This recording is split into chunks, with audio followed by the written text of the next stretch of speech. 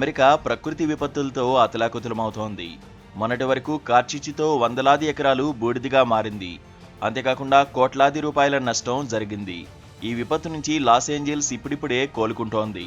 Scene cut చేస్తే ఇప్పుడు టోర్నడోలు అల్లకల్లోలం చేస్తున్నాయి. టోర్నడోల బీభత్సంతో ఏకంగా ఇళ్ల పైకప్పులే ఎగిరిపోతున్నాయి. దాదాపు 145 కిలోమీటర్ల వేగంతో వీస్తున్న గాలులతో జనజీవనం స్తంభించిపోయింది. టోర్నడోలు సృష్టించిన బీభత్సానికి ఓక్లహోమా నగరంలో ప్రజలు తీవ్ర ఇబ్బందులు పడ్డారు. ఈ తుఫాను ధాటికి పలువురు మృతి చెందడంతో రెడ్ అలర్ట్ ప్రకటించారు అమెరికా అధికారులు.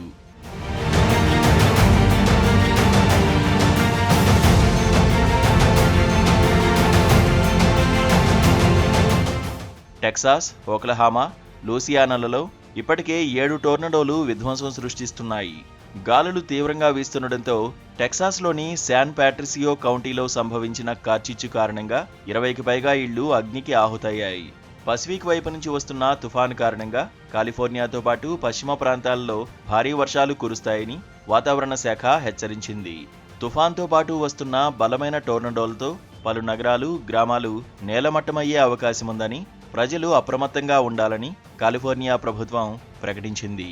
కరోలినా, ఫ్లోరిడా, విర్జీనియా ప్రాంతాల్లో భారీగా టోర్నడోల ప్రభావం ఎక్కువగా ఉండే అవకాశముందని అధికారులు హెచ్చరికలు జారీ చేశారు. యూనియన్ విల్లీ ఏరియాలో సంభవించిన భారీ టోర్నడో కారణంగా దాదాపు అన్ని వ్యవస్థలు దెబ్బతిన్నాయని, పవర్ సప్లై పూర్తిగా నిలిచిపోయిందని తెలిపారు. ఇక టెక్సాస్ ప్రాంతంలో భారీగా వీస్తున్న గాలులతో అటవీ ప్రాంతంలో మంటలు విజృంభిస్తున్నాయని అధికారులు తెలిపారు. ఈ మంటలు గ్రామాలకు వ్యాపించడంతో ఒకరు కాలిపోయినట్లు ప్రకటించారు. అదేవిధంగా 20 గ్రామాలకు మంటలు అంటుకుని తీవ్ర నష్టం వాటిల్లినట్లు తెలిపారు. తుఫాన్ చేసిన విలయానికి దక్షిణ అమెరికా రాష్ట్రాల్లో వేలాది మంది ప్రజలు కరెంటు లేక చీకట్లో మగ్గుతున్నట్లు ప్రభుత్వం ప్రకటించింది. టెక్సాస్లో వ్యాపార సంస్థలతో పాటు 51,000 ఇండ్లకు కరెంటు సప్లై నిలిచిపోయింది. విర్జీనియాలో 27,000, టెన్నెసీలో 17,000 ఇండ్లకు పవర్ సప్లై నిలిచిపోయినట్లు తెలిపారు.